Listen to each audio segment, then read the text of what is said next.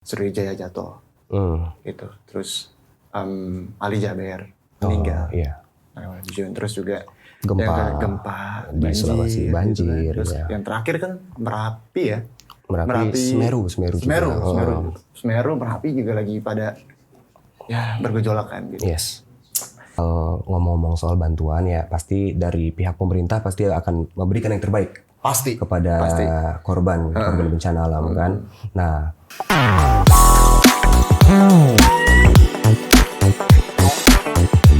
Hai Urbanis, kembali lagi bersama gue Abdal, dan tentunya gue sekarang ditemenin oleh salah satu orang yang bekerja di balik layar, ya gak sih? Dan teman gue, teman, kawan, sahabat, pasangan? Enggak bakal ya? Gak bakal. Ya, gue juga gak mau sih. Gila, serem juga gue.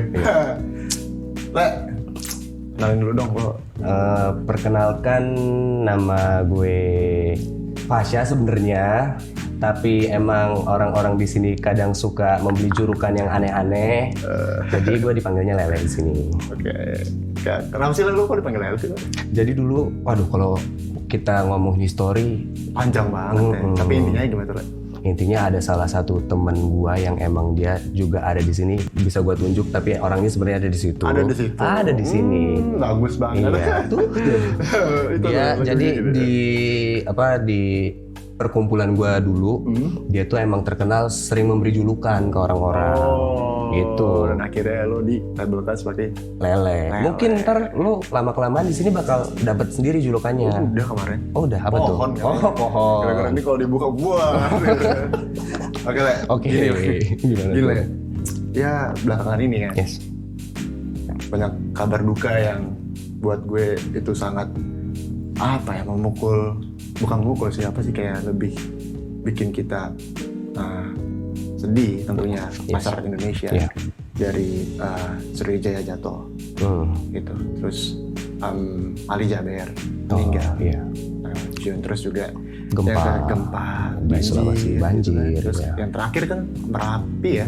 Merapi Semeru. Semeru, Merapi juga lagi pada ya bergejolak kan gitu. Yes.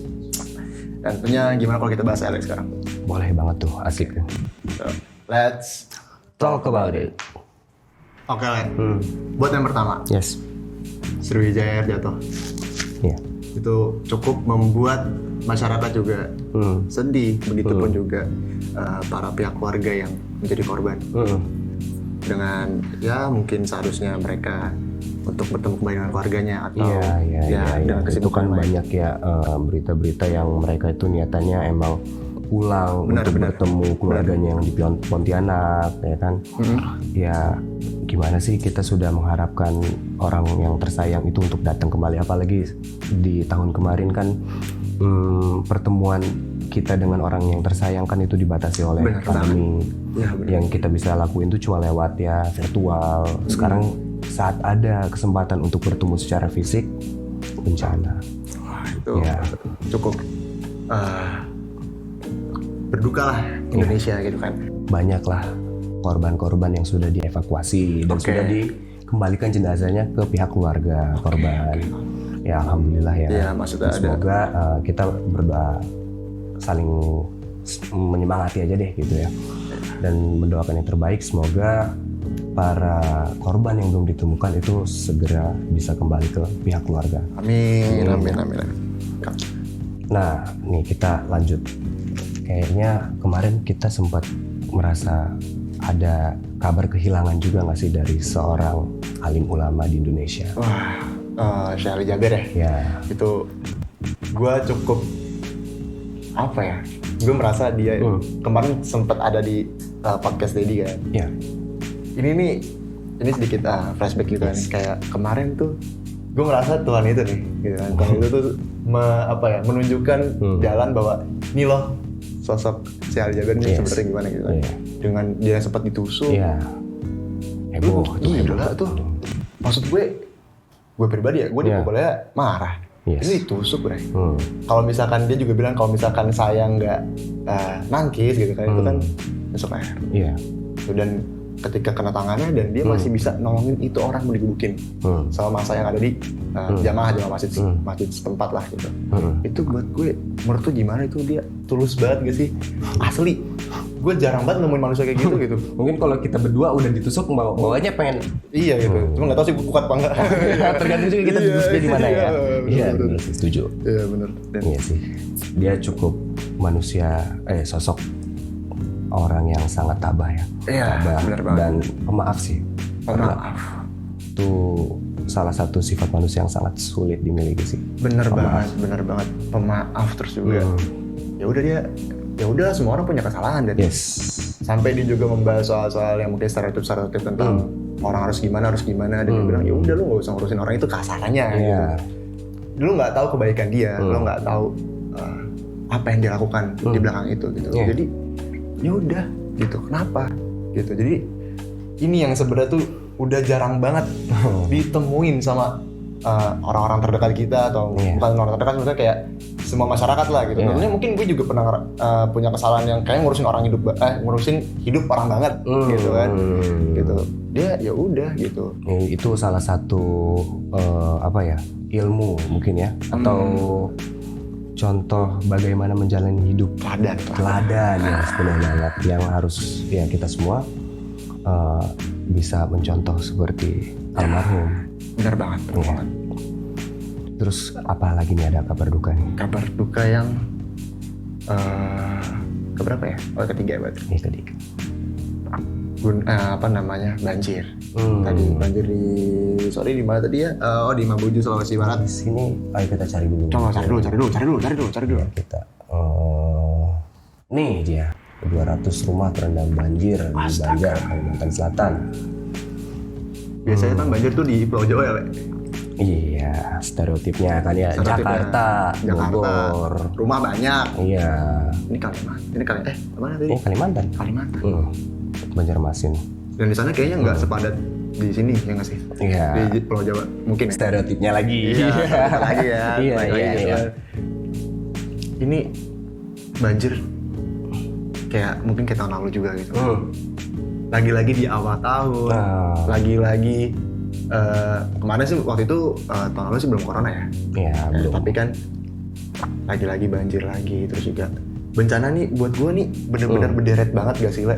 Gue sendiri kayak mau nangis tapi gimana? Wah. Kayak sensitif sih orangnya itu. Kayak gue ngerasa down banget gitu. Gue gimana ya? Maksud gue tuh gue kadang orang mungkin nganggap gue adalah sosok yang canda-canda.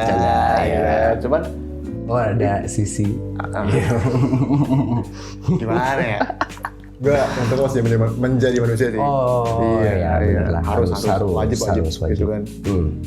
Nah, gimana sih, Le, ini banjir ini kondangan apa tadi? 200 orang. 200 rumah tenggelam. Coba lihat tuh ya, banjir yang merendam desa Pengaron.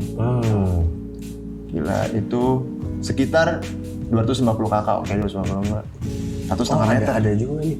Nah, sedangkan banjir di Desa Bati, jadi ternyata banyak ya titik lokasi yang terkena banjir. Itu di sini 394 kepala keluarga. Berarti banyak banget. Gue cukup turut berduka dan semoga bantuan dari pemerintah, lanjut. Bantuan dari masyarakat juga lah, tentunya pasti juga bisa lumayan membantu lah untuk mereka, untuk mungkin dari makan dan lain-lain sebagainya sih. Gimana sih, Le? Nah, tadi yang pengen gue lanjutin tuh sebenarnya ada salah satu lagi kan bencana yang lumayan berdampak buat di Indonesia, yaitu di Sulawesi Barat. Gempa. Nah, ngomong-ngomong soal bantuan ya, pasti dari pihak pemerintah pasti akan memberikan yang terbaik kepada korban bencana alam kan. Nah, soal yang di gempa ini kemarin gua baca berita kalau Menteri Sosial kita Bu Risma itu sudah langsung melihat membantu juga dengan bantuan dana korban-korban. Dan apa ya, menunjukkan rasa empati dia berarti gede banget dong sampai gila langsung datang sana ya. Itu kan keren. Itu mungkin bisa jadi salah satu contoh para tokoh-tokoh politik mungkin yang punya power kuasa lebih yang bisa langsung bantu turun aksi ke lapangan, melihat bagaimana keadaan korban dan apa yang diperlukan oleh korban. Ya mungkin kita tidak bisa menyamakan kesibukan mereka dengan kita juga gitu sih lah. ya. Benar banget sih, mungkin karena ada yang mungkin lagi ngurusin apa, mungkin prioritas, gitu. Level of priority yang. Iya benar banget tuh. Gila, harus memilih prioritas gitu. Kacau. Oke, yang terakhir ada gunung. Salah satu 2 gunung yang mempunyai aktivitas vulkanik di Indonesia. Gimana ya? Mungkin gue bukan melihat sebuah bencana itu hanya sebagai bentuk cobaan sih. Tapi mungkin sama aja kayak pandemi. Mungkin ya itu salah satu bencana juga yang mungkin seluruh dunia hadapin.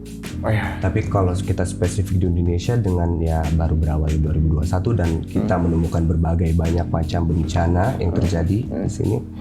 Mungkin kalau gue pribadi mau punya perspektif bahwa Indonesia itu kuat. Jadi kita mau dihantam apapun, kayak bencana alam, pandemi, ya apapun yang terjadi, konflik ada di Indonesia itu ya kita kuat dan kita bakal bisa ngelewatin itu sih. Kita akan bisa. Yes, jadi ya mungkin di negara-negara lain pun punya masalah dengan level yang berbeda-beda mungkin. Bener banget. Ya mungkin itu menjadi salah satu pelajaran untuk sebuah negara semakin berintegrasi, kokoh, ya kan? Untuk kita lebih solid, saling mendukung, mensupport, ya kan? Ya apa ya? Mungkin itu bukan sebuah apa ya? Tapi ada hikmah di balik apa yang sekarang sedang terjadi. Tetap itu adalah suatu yang hal menyedihkan buat kita. Parah. Itu sih kalau gue dari pribadi, Indonesia tuh kuat banget men. Kuat banget. Ya itu yang mengharuskan kita semakin apa ya, udahlah nggak usah yang apa sih ya mungkin dari gue pribadi ya, gue nggak mau lah semua orang tentunya nggak mau ada perpecahan-perpecahan yang bikin ricu lah atau yang bikin chaos masyarakat dan lain-lain gitu. Dengan ada ini ya semoga kita semakin bersatu lagi, semakin apalagi ya semakin solid gitu. saling support gitu dan saling menguatkan. Oh iya Le, tapi ini gimana ya Le, gue tuh cukup kecewa sama beberapa masyarakat Twitter. Waduh, kenapa tuh? Yang gue nggak sukanya karena dia ini apa namanya, kan lagi zaman dark jokes juga. Oke kan, lagi zaman dark jokes. Tapi akhirnya dark jokes ini dijadikan sebuah tameng. Buat apa dia menjadi tameng? Buat ngetawain tragedi. Waduh. Itu kan jatuhnya adalah sebuah ya jadi lawakan tong sampah dong. Lu ada? Ada. Ini nggak lucu banget, coba lo lihat ya tuh. Kayak gini nggak lucu dong. Coba lihat ini. Coba. Oke kan, nggak beres kan, coba. Tuh, lo lihat kan. Ternyata bukan kita doang yang hilang kontak gitu. Maksud gua, pas waktu dia hilang langsung dicari, langsung jadi breaking news. Aku hilang nggak ada tuh yang nyariin, nggak ada yang beritain, dah lah. Maksud gua, oke untuk berkomedi, cuman ini sekarang nih dark jokes ini jadi sesuatu hal yang dulu intinya cuma pengen ngatain orang udah selesai. Buat gue kayak gitu. Ini yang buat, dan beberapa gak semua yang pengguna Twitter itu toxic gitu kan, kayak gitu. Cuman itu ketika beberapa orang yang nge-share itu dibantai. Dibantai iyalah karena pasti banyak yang punya rasa manusiaan gitu. Karena emang otaknya dipakai buat sumpah asli. Itu buat gue gitu. Dan sebenarnya ya dark jokes tuh nggak cuman intinya tuh dipakai itu juga nggak sembarangan. Iya. Itu perlu EQ dan IQ yang tinggi sebenarnya gitu kan. Jadi kayak kita harus tahu psikologisnya dia seperti apa. Kita harus tahu, dan biasanya tuh dark jokes itu juga pakai premis gitu kan. Biasanya kalau orang-orang yang mungkin senang pakai dark jokes gitu kan. Jadi ada premisnya, ada. Jadi nggak langsung ngatain gitu loh. Dan itu juga dipakai nggak sembarang orang, dan kan nggak semua orang juga terima. Iya betul. Gitu betul. kan. Apalagi ini bencana. Ada korban jiwa. Masa iya dia nggak mikir sih? Iya sih. Ya, iya. korban keluarga-keluarganya. Iya. Ya itu ya nggak manusia sih buat gue gitu kan. Dan mungkin banyak orang yang bertameng dengan ini kan komedi. Iya. Tapi kan dia pengen ngatain aja. Itu jadi kebablasan akhirnya. Kan dark jokes memang mengangkat satu komedi yang tabu gitu kan. Gitu kan.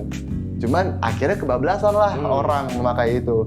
Dia nggak, ya intinya gitu tadi gue bilang, jadi nggak menyesuaikan psikologis siapa yang ada di hadapan lo dan apa yang sedang menjadi objek komedi lo. Itu sebenarnya yang buat gue. Berarti ya berbijak-bijaklah dalam memilih topik untuk dijadikan bahan komedi. Benar banget. Mungkin kalau gue banyak belakangan ini ya kayak apa-apa adanya dibikin dark jokes. Ya nggak hanya dark jokes sih. Ini lebih kayak candaan. Ya, padahal ya belum tentu orang tersebut bisa menerima candaan itu kan. Bener banget. Jadi ya sewajarnya lah gitu. Bahkan Malih. Yang waktu itu juga gue ngeliat di podcast Deddy juga. Dia ngomong, ada sepatah kata dia ngomong, ketika lawakan tuh juga lu tuh nggak harus ngatain orang. Makanya pelawak-pelawak dulu itu mereka banyak yang abadi namanya sampai sekarang, karena dia mempunyai karakter memang ketika orang lihat dia ketawa, orang-orang tuh ketawa, kehibur. Baru melihat doang ketawa. Nah itulah yang namanya tanpa orang harus dia banyak ngomong dengan ngata-ngatain orang terus orang pada ketawa, itu kan ya udah orang diinjek-injek terus tuh ngetawain, ibaratnya gitu kalau kata dia sih. Keren tuh orang. Malih banget nggak sih? Kalau gue gimana ya? Gue lebih ke idiot sih kayaknya. Maksudnya kayak lebih ke apa ya? Bukan idiot sih, kayak apa ya? Gak ngerti gue juga kadang emang ya udah mungkin takdir hidup gue kayak gini. Tapi takdir gue. Gitu ya. Pusing gue kayak mungkin karena penat gitu. Jadi gue jadi kayak ya gitu, lu lihat sendiri gue kayak gimana. Lumayan sedikit freak. Bukan main ngomong. Cuma udah deh freak. Semua orang ngomong, gue freak asli. Semuanya di sini. Semuanya ngomong gitu kan. Enggak ada yang kata ya kalau gue ngelok karena udah ketawa tapi ya udah. Kadang ada yang ngargain yang baru-baru main sama gue. Iya lu lucu banget. Tapi padahal gue tahu kalau itu nggak lucu, ya udah lu nggak usah ketawa gitu loh. Gue kesel juga kadang. Iya, tapi kan lo harus senang juga nggak sih? Iya, ada yang ketawa. Iya, alhamdulillah nih. Kalau misalnya ada yang ketawa kan sakit hati. Betul. Gitu. Oke, gitu lah. Ribet ya. Kalau ngomongin soal komedi. Oke, benar. Nah, kita udah banyak membahas topik yang mungkin sedikit membuat kita cukup berduka. Iya. Dan yang terakhir lah, apa yang lu pengen sampaikan kepada urbanis dan ya kepada masyarakat Indonesia seluruhnya lah pokoknya. Gua mau ngutip dari satu sastrawan orang dulu dah, Khalil Gibran. Wah, Khalil Gibran. Dia cukup mantep banget nih quote-nya. Jadi apa yang gua ambil dari dia itu, cinta sejati itu akan menyelamatkan hidupmu. Dia akan menuntunmu menuju jalan yang baik. Dan cinta sejati itu adalah hidupmu sendiri. Jadi cintailah hidupmu. Apapun yang bakal terjadi sama kita, yang datang kepada kita, itu yang bakal menuntun kita untuk menemukan hal yang paling terbaik. Itu sih. Nice. Kacau ya? Kacau. Gila. Keren banget. Parah. Gue sih Khalil keren. Lagi loh. Oke, Le, thank you banget dengan waktunya lo meluangkan waktu di depan kamera. Dengan pokoknya thank you gede banget lah gitu kan. Oke, Le. Gue juga seneng sebenarnya. Seru juga ya ternyata. Depan kamera kan? Sedikit deg-degan tapi gimana? Kayak ada. Gitu. Oke, Le. Oke. Thank you banget. Ya. Jangan lupa like, subscribe, and komen. Bye. Bye.